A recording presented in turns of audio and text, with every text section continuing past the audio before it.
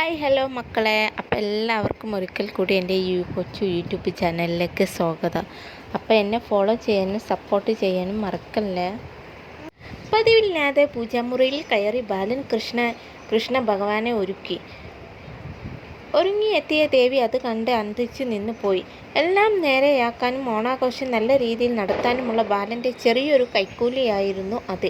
അപ്പോഴേക്കും അമ്മയെയും കൊണ്ട് അഞ്ചും അങ്ങോട്ട് വന്നു. കേരള സാരിയിൽ അതിസുന്ദരിയായ അഞ്ചും ഒട്ടും മോശമില്ലാതെ ലക്ഷ്മിയമ്മയും ഒരുങ്ങിയിട്ടുണ്ട്. എന്തു തന്നെയായാലും വിളക്കു കൊളുത്തി ദേവിയും ബാലനും അഞ്ചും ലക്ഷ്മിയമ്മയും തൊഴുതു പ്രാർത്ഥിച്ചു.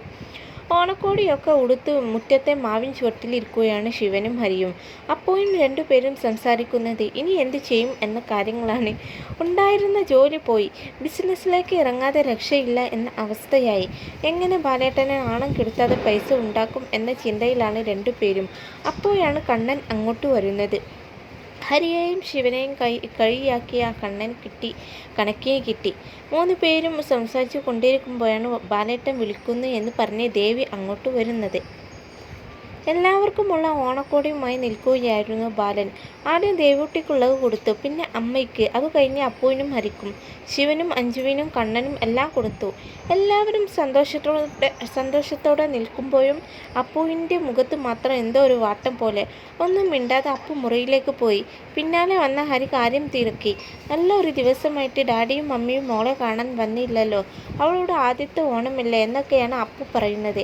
നമ്മളൊരു തെറ്റും ചെയ്തിട്ടില്ലല്ലോ, ഡാഡിയുടെ കയ്യിലിരിപ്പ് കൊണ്ടല്ലേ എന്നാണ് ഹരി പറയുന്നത്. മുറ്റത്തെ പൂക്കളം ഒരുക്കുന്ന തിരക്കിലാണ് അഞ്ജുവും ശിവനും ദേവിയും കണ്ണനും. അതിനിടയിൽ ആവശ്യത്തിലധികം കണ്ണനെ വാരുന്നുണ്ട്. അപ്പോഴാണ് സാവിത്രിയും ശങ്കരനും അങ്ങോട്ട് വരുന്നത്. എല്ലാവർക്കുമുള്ള ഓണക്കോടിയുമായിട്ടാണ് അവരുടെ വരവ്. വന്നതും മുറ്റത്തുള്ളവരുടെ വിശേഷം തിരക്കി അവർ നേരെ പോയത് അപ്പുവിനെയും കുഞ്ഞിനെയും കാണാനാണ്. തനിക്കും കുഞ്ഞിനും അമ്മായിയും അമ്മാവനും ഡ്രസ്സുമായി വന്നപ്പോൾ വീണ്ടും അപ്പു ഇമോഷണലായി. അപ്പോഴും സാവിത്രി ആശ്വസിപ്പിച്ചു. അപ്പു വിഷമിച്ചിരിക്കുകയാണ് എന്നറിഞ്ഞാണ് അഞ്ജും അകത്തേക്ക് വരുന്നത്. വന്നതും കുഞ്ഞിനെയും എടുത്ത അപ്പുവിനെയും ആഘോഷങ്ങൾക്ക് ക്ഷണിച്ച് പുറത്തേക്ക് പോയി.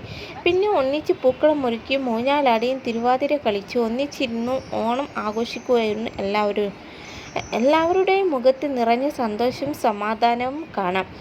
ഓണാഘോഷമൊക്കെ കഴിഞ്ഞതിന് ശേഷവും ശിവൻ്റെ സങ്കടകരമായ അവസ്ഥയ്ക്ക് മാറ്റമൊന്നുമില്ല. ഉമ്മറത്ത് വിഷമിച്ചു കൊണ്ടിരിക്കുമ്പോഴാണ് ഹരി വരുന്നത്. ഉള്ള ജോലിയും പോയി, കടയിലും കയറാൻ പറ്റാതായി. ഒന്നും വേണ്ടായിരുന്നു എന്നാണ് ഇപ്പോൾ ഹരി പറയുന്നത്.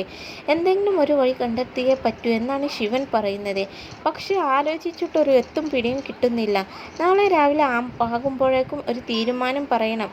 എനിക്ക് കുറച്ചു നേരം ഒറ്റയ്ക്ക് ഇരിക്കാൻ തോന്നുന്നു ഹരിയേട്ട എന്ന് ശിവൻ പറഞ്ഞു. ഹരി അകത്തേക്ക് പോയി. വിഷമിച്ച് അവിടെ തന്നെ നിൽക്കുകയാണ് ശിവൻ. അതുവരെയാണ് നമ്മുടെ ഇന്നത്തെ സാന്ത്വന സീരിയലിൻ്റെ എപ്പിസോഡ്. ബൈ.